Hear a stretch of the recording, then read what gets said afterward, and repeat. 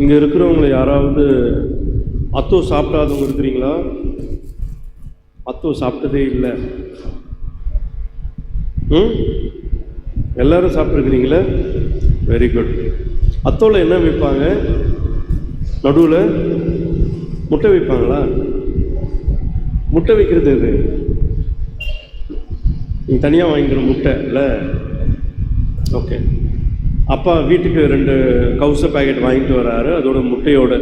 பையன் பேக்கெட் 2ஐயும் பிரிக்கிறான். அப்பா சொல்கிறார், சாப்பிட்றா, நீ சாப்பிட்டு நான் வந்துடுறேன்னு. அவன் 2 பேக்கெட்டையும் பிரிக்கிறான். ஒரு பேக்கெட்டில் முட்டை இருக்குது மேலே, இன்னொரு பேக்கெட்டில் முட்டை இல்லை. எதை எடுப்பான் பையன்? இந்த பையன்லாம் உங்கள் வீட்டில் தான் இருக்கிறான் போல இல்லை, முட்டை சாப்பிட்ற பையன். டக்குன்னு பையன் முட்டை இருக்கிறத எடுத்து சாப்பிட்டான். அப்பா வந்து சாப்பிடும் போது இந்த கவுசை திறந்துருந்துச்சு. அவரை பிரித்து பார்த்தா உள்ளே 2 முட்டை இருக்குது. பையனுடைய கண் என்ன ஆகும்? அப்பா சொன்னார், எப்பா, ஆத்திரக்காரனுக்கு பொறுமையாக இருக்கணும், நீ அவசரப்பட்ட. இந்த பார் 2 இருக்குது உள்ள.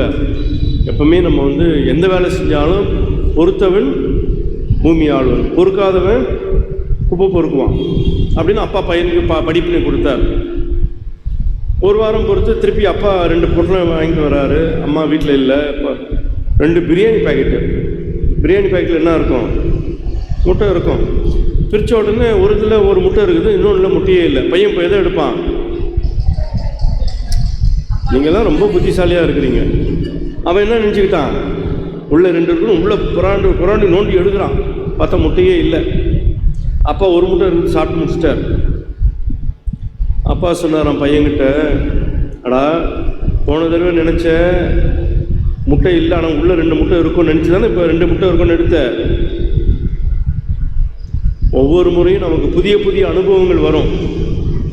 எல்லா அனுபவத்தையும் நம்ம பெற்றுக்கொள்வதற்கு திறந்த மனதோடு இருக்கணும். அதனால் பழைய அனுபவத்தோடு அப்படித்தானே சொன்னீங்க, இப்படித்தானே இருக்கும், அப்படி we cannot take it for granted. ஒவ்வொரு முறையும் விஷயங்கள் மாறும். அது புதிய அனுபவங்களை கண்டுகொள்வதற்கு திறந்த மனம் வேண்டும் அப்படின்னு அப்பா சொன்னாராம். திருப்பி அடுத்த வாரம் வந்தார், 2 பேக்கெட் எடுத்துன்னு வந்தார். 2ஐயும் திறந்தா ஒன்றில் என்ன இருந்துச்சு? ஒன்றில் முட்டை இருந்துச்சு, இன்னொன்றில் முட்டை இல்லை. பையன் இப்போ எதை எடுப்பான்?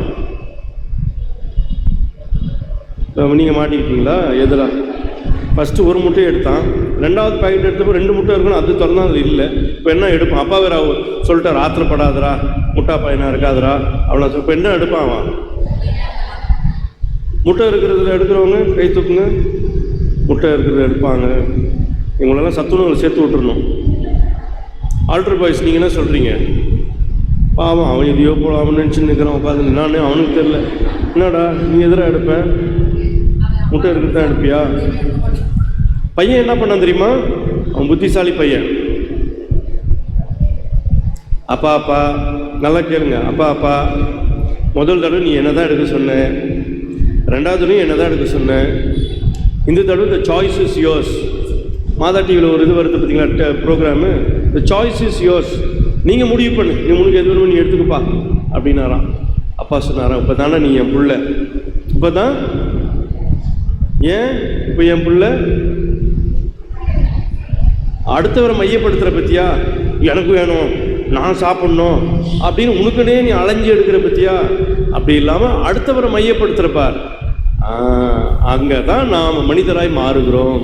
என்னவா மாறுறோம்? மனிதனை பல நிலைகளில் பிரிக்கிறாங்க. முதல் நிலை ஃபுட் அண்ட் ஸ்லீப்.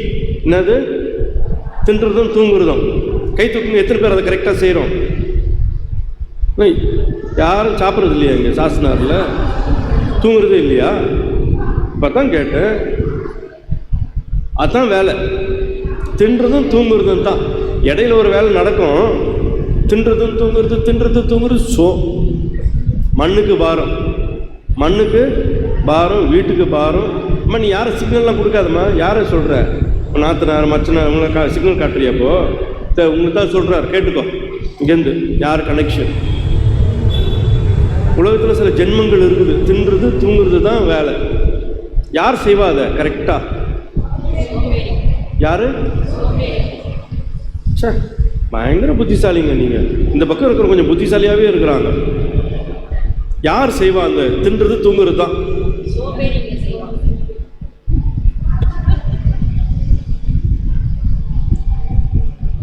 குழந்தைகள் செய்வாங்க. யார்? குழந்தைக்கு வேறு என்ன வேலை? பூசைக்கு போகணும், பாட்டு கிளாஸில் பாடணும், வேலைக்கு போகணும், அதுக்கு ஹோம்ஒர்க் செய்யணும் இருக்குதா நான் குழந்தைக்கு? அதெல்லாம் ஒன்றும் இல்லை. அதுக்கு நான் பச்சை குழந்தை என்ன பண்ணும் அப்படின்னா, அம்மா பால் கொடு, அப்புறம் டைப்பரை மாற்று, தூங்க வை, சாப்பாடு கொடு, தூங்க வை, இதுதான் வேலை. குழந்தை நிலையில் இருக்கிறவங்க தான் அந்த வேலையை செய்வாங்க. ஒன்றுத்து சாப்பிட்டு தூங்கும். அது குழந்தை தான் செய்யும், குழந்தை தான் செய்யணும் அந்த வேலையை. எருமை மாதிரி வளர்ந்துட்டு 5 அடி 6 அடி உயரம் வளர்ந்துட்டு நல்லா புசு புசுன்னு நீ எதுக்கு தண்டத்துக்கு? அப்படி இருக்க முடியாது. வாழ்வது ஒரு முறை, வாழ்த்தட்டும் தலைமுறை. வாழ்வது எத்தனை முறை? இங்கே உட்காந்துருக்கிறவங்க யாராவது 3வது ஜென்மத்தில் இருக்கிறீங்களா? இது எந்த ஜென்மம்னே தெரியலன்னு திட்டியிருப்பாங்கல்ல வீட்டில். அது எந்த ஜென்மமோ தெரியல. நம்மெல்லாம் ஏதாவது உங்களுக்கு தெரியுதா? நீங்கள் எந்த ஜென்மம்னு ஏதாவது தெரியுதா உங்களுக்கு? ஏதாவது? வாழ்றது ஒரே ஒரு ஜென்மம் தான், ஒரே ஒரு முறை தான். சமூகம் வாழ்த்துற மாதிரி வாழ்த்துறோம். தண்டு சோறு, எருமை, எதுக்கு தான் நீ வந்தியோ, உன்னை கட்டிக்கிட்டு நான் படுற பாடு இருக்குது. அந்த பாட்டெலாம் பாடி இருக்கிறீங்களா நீங்கள்? உன்னை பெற்றதுக்கு 4 எருமையை பெற்றிருக்கலாம். உங்கள் அம்மாவும் உனக்கு தான் அதுதான் சொல்லியிருப்பாங்க. உன்னை பெற்றுக்கு 4 பன்னியை பெற்றிருக்கலான்னு சொல்லியிருப்பாங்க. நீ எருமை அப்படி எதையோ. இப்போ நாயெல்லாம் பிடிக்க ஆரம்பிக்கிறாங்க தெரியுமா உங்களுக்கு?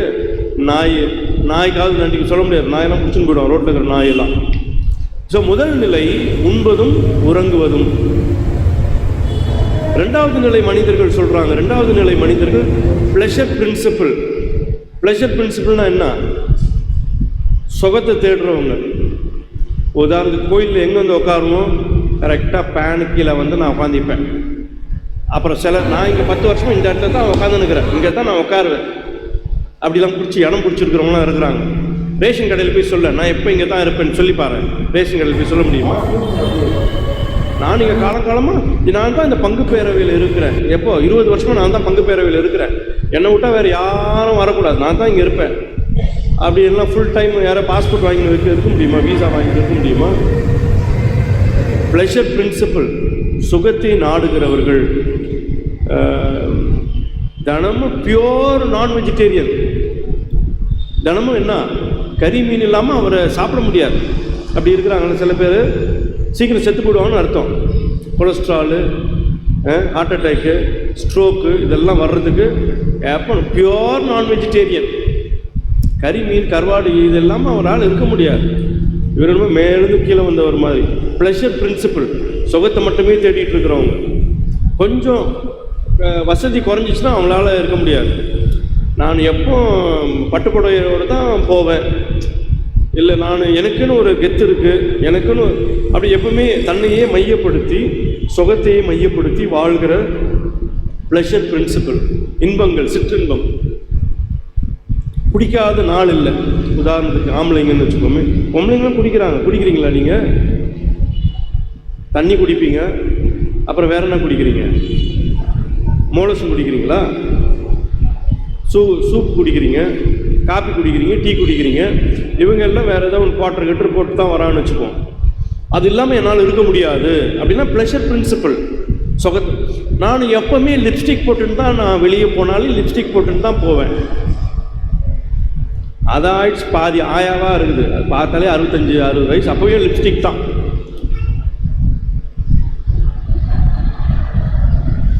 ஏன்னா இப்போ இருக்கிறது காட்டணும்ல.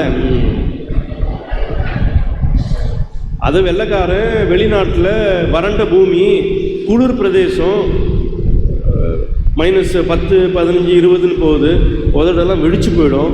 அந்த உதடை இதாகிறதுக்காக அவன் எது தடுவுறான், வேஸ்லின் தழுவி வச்சுக்கிறான். அது அந்த ஊரில். அப்புறம் கொஞ்சம் கலராக இருக்கட்டும் அப்படின்னு கொஞ்சம் கலர்கள் வியாபாரத்துக்கு அப்படியே பண்ணி விட்டான். அது அந்த ஊருக்கு. நம்ம ஊருக்கு எதுக்கு லிப்ஸ்டிக்கு? அதில் வேறு இப்போ கலராக பூசுகிறாங்க. சகப்பு கலர் பார்த்தாலே பல்ப்புன்னு வர மாதிரி இருக்கும். இதில் வேறு சாமியார்கிட்ட நன்மை வாங்க வருவாங்க. அது நம்ம கொடுத்து நம்ம கையிலெல்லாம் வேறு ஒட்டிக்கிறோம் அந்த லிப்ஸ்டிக் எல்லாம். அப்புறம் இந்த ஜீன்ஸ் போடுறவங்க இருக்கிறாங்க பாருங்கள். ஜீன்ஸ் பார்த்துருக்கீங்களா? இந்த இங்கே ஒருத்தன் போட்டுக்கிறான் ஜீன்ஸு. அதுவும் அந்த ஊரில் குளிர் பிரதேசத்தில் தடியாக போட்டால் அந்த குளிர் உள்ளே போகாமல் உடம்பை பாதுகாக்கிறதுக்காக ரொம்ப டைட்டாக போடுற கல்ச்சர். அந்த ஜீன்ஸு இங்கே 40 டிகிரி வெயில் அடிக்குது. வேர்த்து வேர்த்து கொட்டுது, உள்ளெல்லாம் ஈரம் போகுது, அப்பயும் ஜீன்ஸ் போட்டுக்கிறது. இப்போ சாதாரண ஜீன்ஸ் இல்லை, டைட்டு ஜீன்ஸு, அப்படியே பேண்டேஜ் போட்டு சுற்றின மாதிரி. அப்புறம் பார்த்தா இப்போ பொம்பளை பிள்ளைங்களுக்கும் வந்துருச்சு அந்த ஜீன்ஸ் பேண்ட்டெல்லாம். அது பேர் என்னது இப்போ வேறு வித்தியாசமாக சொல்கிறாங்க, லெக்கின்ஸ். பார்த்துருக்குறீங்களா? இப்போ அது எல்லாம் மாட்டின்னு சுற்றுதுங்க. புடவை கட்டுறவங்க மட்டும்தான் கட்டாமல் போடாமல் இருக்கிறீங்க, மீதி எல்லாம் லெக்கின்ஸ் தான். லெக்கின்ஸு, அதுலேயும் ஜீன்ஸ் வருது பாருங்கள், ஜீன்ஸு. அது நம்மளுடைய கலாச்சாரத்துக்கு நம்முடைய இதுக்கு ஒத்து வராது. ஆனாலும் நம்ம மாட்டிக்கின்னு போட்டுக்கின்னு சுற்றின்னு இருக்கிறோம். இப்போ இந்த 2வது வகை மனிதர்கள் ப்ளஷர் பிரின்சிபிள், சுகத்தை நாடுகிறவர்கள், வசதியை நாடுகிறவர்கள், தங்களுக்கு எப்பவுமே எல்லாம் கிடைச்சிடணும் அப்படின்னு இருக்கிறவங்க 2வது வகை மனிதர்கள். 3வது வகை மனிதர்கள், ஸோ ஃபஸ்ட்டு என்னது? Food and sleep. 2வது ப்ளஷர் பிரின்சிபிள். 3வது எனக்கு டக்குன்னு வரமாட்டேன், அதனால தான் இழுத்துக்கினே இருக்கிறேன். 3வது என்ன அப்படின்னா டார்கெட் ஓரியன்ட். இப்போ 10th படிக்கிற பையன் என்ன சொல்லுவான்? நான் எப்படியாவது நல்ல மார்க் எடுத்து 10th நல்ல மார்க் எடுக்கணும் அப்படின்னு ஒரு டார்கெட் வச்சுருக்கிறான். வேலைக்கு போகிறவங்க ஒரு கம்பெனி பொறுத்து அந்த கம்பெனியில் எல்ஐசியில் இவ்வளோ டார்கெட் நீங்கள் அச்சீவ் பண்ணி ஆகணும், இவ்வளோ பணம் வசூலிச்சு ஆகணும், இவ்வளோ பண்ணி ஆகணும்னு அவன் ஒரு டார்கெட் வச்சுருக்கிறான். இப்போது அன்பிய தலைவர் ஒரு டார்கெட் வச்சுருப்பார். என்ன டார்கெட்டு? சந்தாவை வசூல் பண்ணி கொடுத்துடணும், இவ்வளோ சந்தாவாவது கொடுக்கணும். திருவிழாவுக்கு அப்புறம் திருவிழா ஒவ்வொரு 4 நாள். இந்த வருஷம் பாருங்கள், நாங்கள் எவ்வளோ போன வருஷத்தோட 20 லட்சம் ஏதோ ஒன்று அதிகம் பண்ணியிருக்கிறோம் பாருங்கள். மிஷன் சண்டைக்கு நாங்கள் எவ்வளோ பண்ணியிருக்கிறோம் பாருங்கள், அதை விட இது அதிகம் பண்ணியிருக்கிறோம். அப்போது ஒரு டார்கெட் வச்சு வேலை செய்யுது. இது ஏதாவது வருஷம் வேளாங்கண்ணிக்கு போவேன், அது ஒரு டார்கெட்டு. ஆமாம் தானே? அப்புறம் மொட்டை அடிப்பேன், தாடி வளர்ப்பேன், அதெல்லாம் ஒரு டார்கெட். நீங்களாம் முயற்சி பண்ண முடியாது தாடியெல்லாம் வைக்கிறதெல்லாம். ஸோ இதெல்லாம் ஒரு டார்கெட். அப்போது அந்த டார்கெட் அடையிறது நல்லதா கெட்டதா? ஓகே, பரவாயில்ல.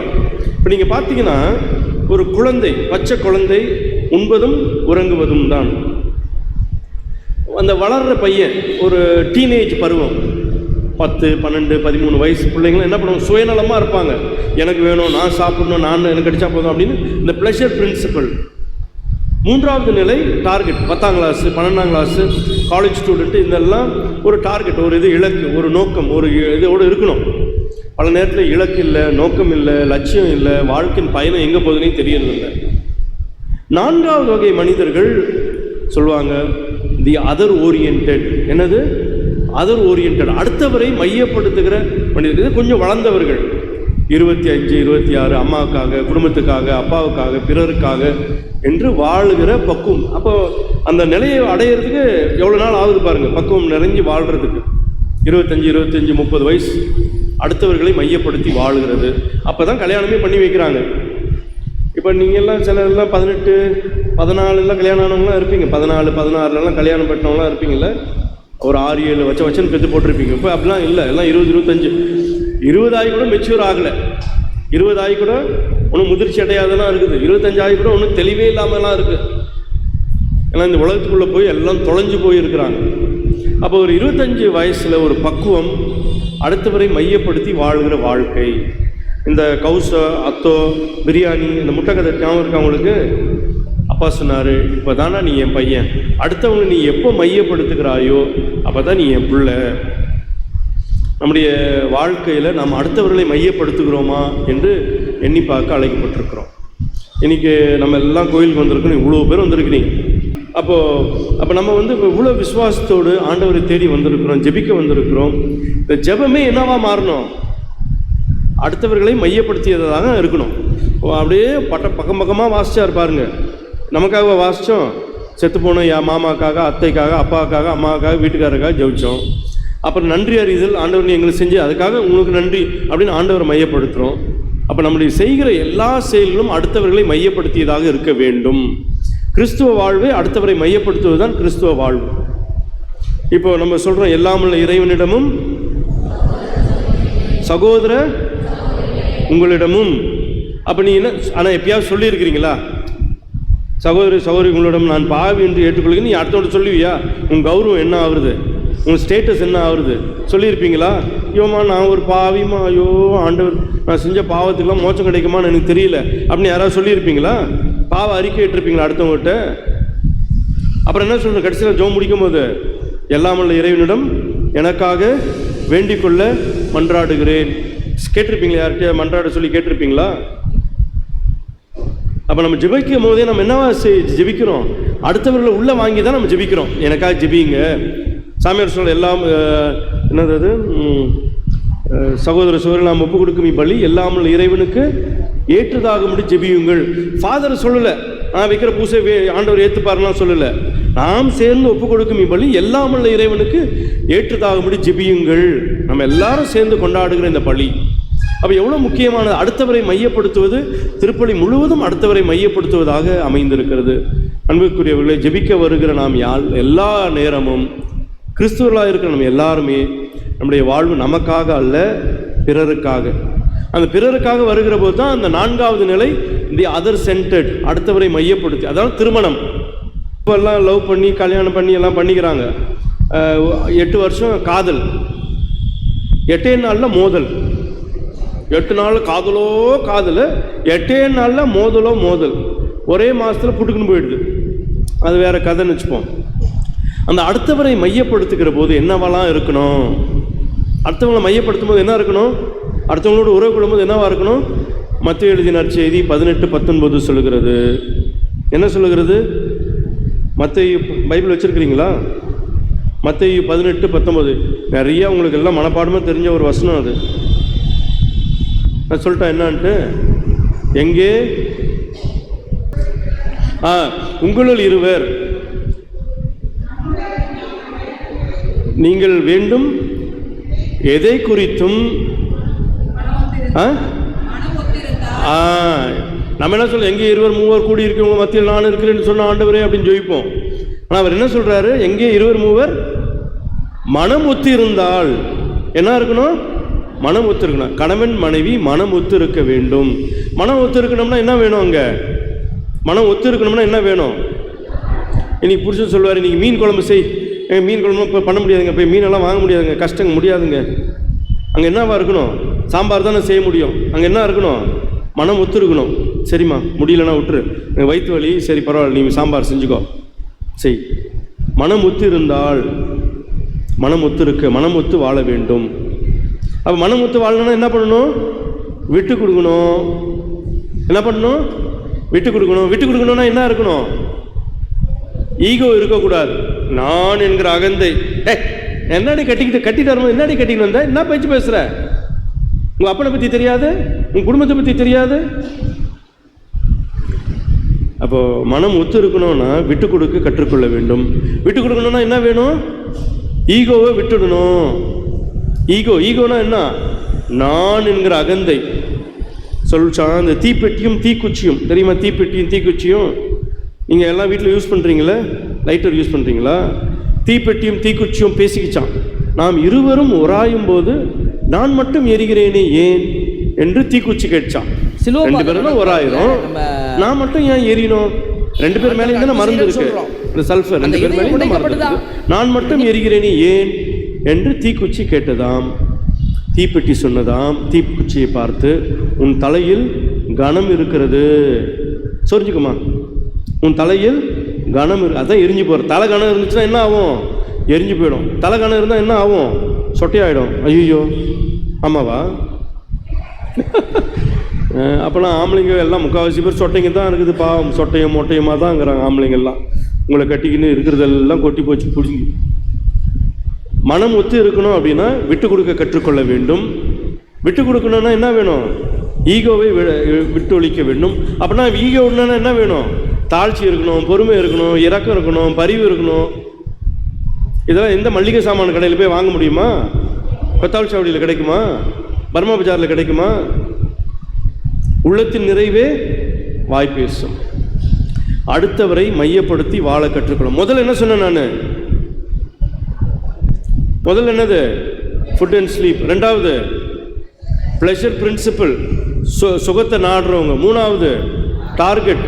4வது அதர் ஓரியன்ட். 5வது கம்பேஷனட் என்னது? பேரிரக்கம் என்னது? 21வது நூற்றாண்டின் பெரும் பாவம் என்ன? உங்களுக்கு கேட்குறேன், சொல்லுங்க. கரெக்டாக சொன்னீங்கன்னா இந்த மைக் உங்களுக்கு ப்ரைஸாக கொடுத்துட்றேன். பங்குபார் பின்னாடியே வந்துடுவார். 21வது நூற்றாண்டின் பெரும் பாவம் என்ன? செல்ஃபோனா? நீங்கள் எத்தனை வச்சுருக்கிறீங்க? நீங்கள் ஒன்று, உங்கள் வீட்டுக்காரமா ஒன்று, பையன் ஒன்று, பையனுடைய சம்சாரம் ஒன்று, அவங்க புள்ள ஒன்று, குடும்பத்தில் 25 பேர் வச்சுருக்கிறீங்க செல்ஃபோனு. முதல் பாவம் செய்கிறது அவங்க தான் இல்லை? நம்ம தான் செல்ஃபோன் தான் நம்ம தான் வச்சுருக்கிறோம். எல்லாம் ஐஃபோன் வச்சுருக்கிறோம். ஓகே, செல்ஃபோன் பாவம்னா தூக்கி போட்டுற வேண்டியது தானே இல்லை?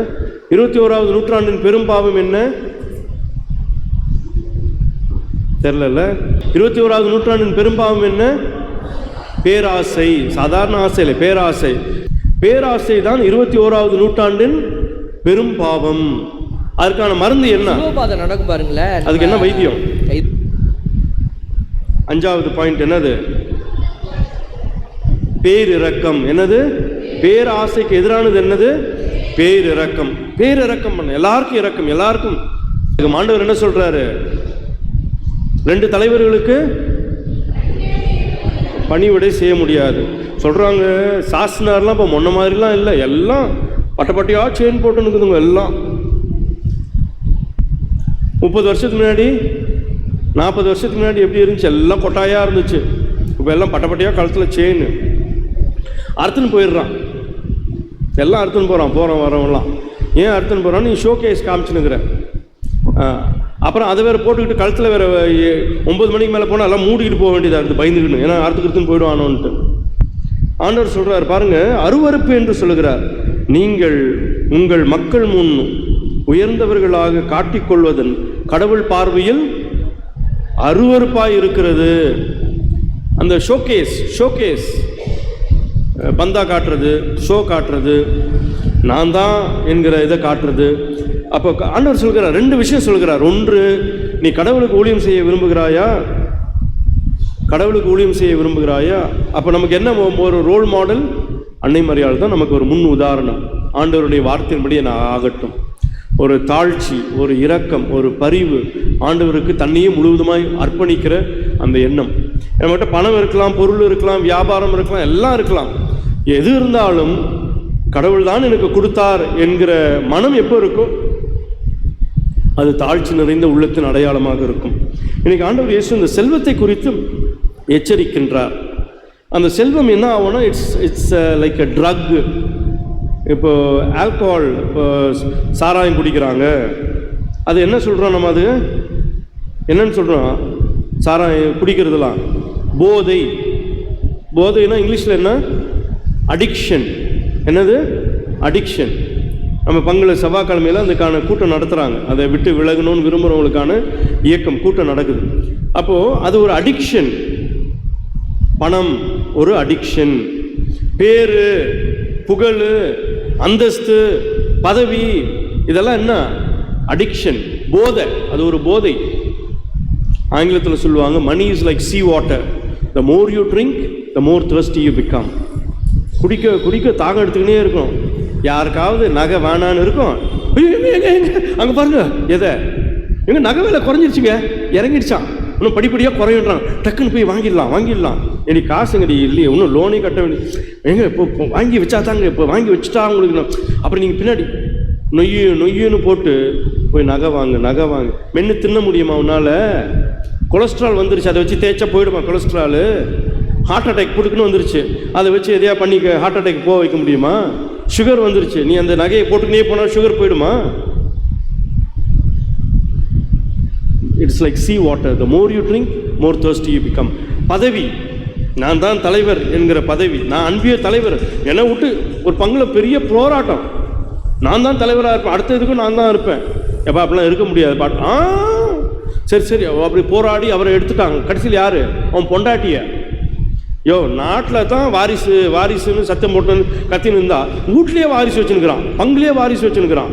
நான் முடிச்சா என் பொண்டாட்டி இல்லைன்னா மக வீட்டுக்குள்ளேயே இருக்கிறவங்கள போட்டுனுக்கிறான். அப்படின்னா என்ன இருக்குது? அதில் மோகம், ஏதோ ஒரு மோகம் இருக்குது. நாங்கள் தான் முன்னாடி நிற்கணும், நாங்கள் தான் மன்றாட்டு வாசிப்போம். திருவிழாவில் நான் தான் வாசிப்பேன். 20 வருஷமும் நான் தான் வாசிச்சுன்னுக்கிறேன். அப்போ இந்த வருஷம் நீ வாசிக்காது, 20 வருஷமாக வாசிச்சுட்டே போதும், போ, அடுத்த ஆளுக்கு வாய்ப்பு கொடு. கம்பேஷன், பேர் இரக்கம், அடுத்தவர்களை மையப்படுத்தி பிறருக்கு இறங்குவது இன்றைக்கு ரொம்ப ரொம்ப ரொம்ப அவசியமானது. நமக்கு எப்போ அந்த பேராசை வந்துருச்சோ அடுத்தவங்களை திரும்பி கூட பார்க்க மாட்டோம்.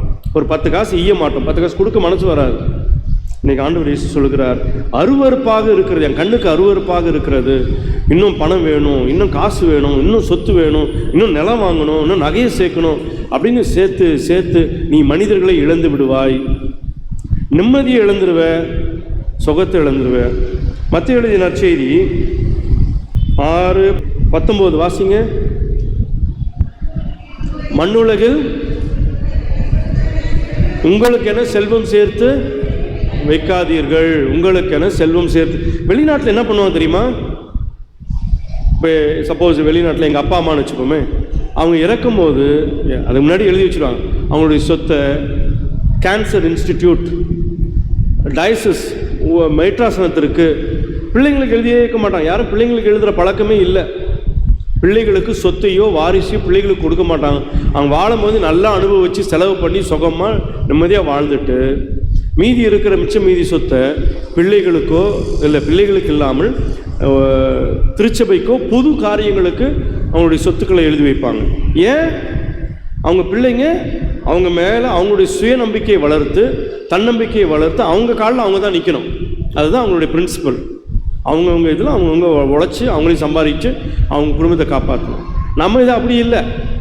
இது பிறந்ததுலேருந்து அது சாகிற வரைக்கும் அம்மா அப்பா என்ன வச்சுட்டு போனாங்க, எவ்வளோ வச்சாங்க, எவ்வளோ சேர்த்தாங்க, எவ்வளோ கொடுப்பாங்க. பாதி குடும்பத்துக்குற சண்டையே சொத்து பிரச்சனை தான். சொத்து பிரச்சனை, நில பிரச்சனை. கோர்ட்டில் போய் கேளுங்க, இந்த பிரச்சனைங்க தான்.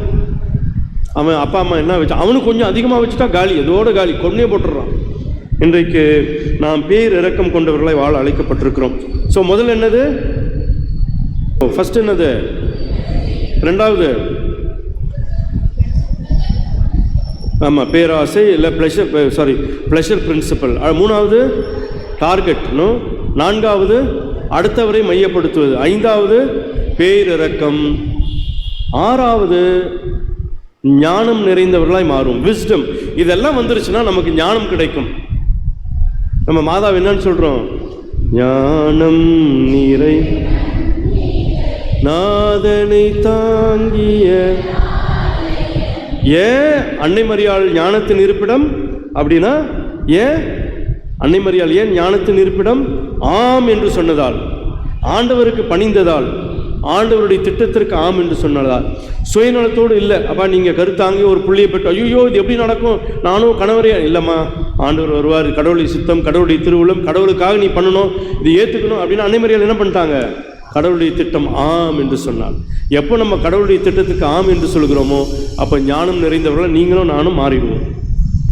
லூக்கா எழுதிய நற்செய்தி 2வது அதிகாரம் 46வது வசனத்தில் இயேசு காணாமல் போகிறார். நம்ம பிள்ளைங்கள்லாம் இந்த வாள் தானே, வாள் தருதலை பிடிச்சது அடங்காததுன்னு தான் காணாமல் போவோம். ஆமாம் தானே? ஆனால் இயேசு பாருங்க வாளாக இருந்திருப்பார், கண்டிப்பாக காணாமல் போயிட்டார். ஆனால் எங்கே கண்டுபிடிச்சாங்க? நம்ம பிள்ளைய எங்கே கண்டுபிடிக்கணும்? காணாமல் போன பிடிச்சா நம்ம பிள்ளைய எங்கே கண்டுபிடிக்கணும்? ரோட்டு ஓரத்தை ஃபிகர்களை ரைட் பண்ணின்னு இருக்கும். இல்லைன்னா ஓசி பிரியாணி சாப்பிட்டுன்னு இருக்கும், போய் மண்டபத்தில் எங்கேயோ பூந்து ஓசி பிரியாணி. இல்லைன்னா வேறு எங்கேயோ இருக்கும். புள்ள காணாமல் போச்சுன்னா செல்ஃபோனுக்குள்ளே ஒழிஞ்சு நிற்கும், செல்ஃபோனுக்குள்ளே இருக்கும். ஃபேஸ்புக்கு, ட்விட்டரு, அதில் இதில் போய் எங்கேயோ ஒரு இடத்துல டெக்ஸ்ட் பண்ணின்னு இருக்கும். ஆனால் இயேசு காணாமல் போய் எங்கே கண்டுபிடிக்கப்பட்டார்? கடவுளுடைய பிரசனத்தில் கண்டுபிடிக்கப்பட்டார். கடவுளுடைய பிரசனத்தில் அந்த குழந்தை இருந்தது. அதனால தான் அந்த லூக்கா எழுதிய நற்செய்தி 2வது அதிகாரம் 52வது வசனம் வாசிங்க. 52வது வசனம். யாராவது ஒரு ஆம்பளைங்க வாசிங்களேன். ஆம்பளைங்களுக்கு ஏதாவது இட ஒதுக்கீடு கொடுங்க வாசிக்கிறதுக்கு.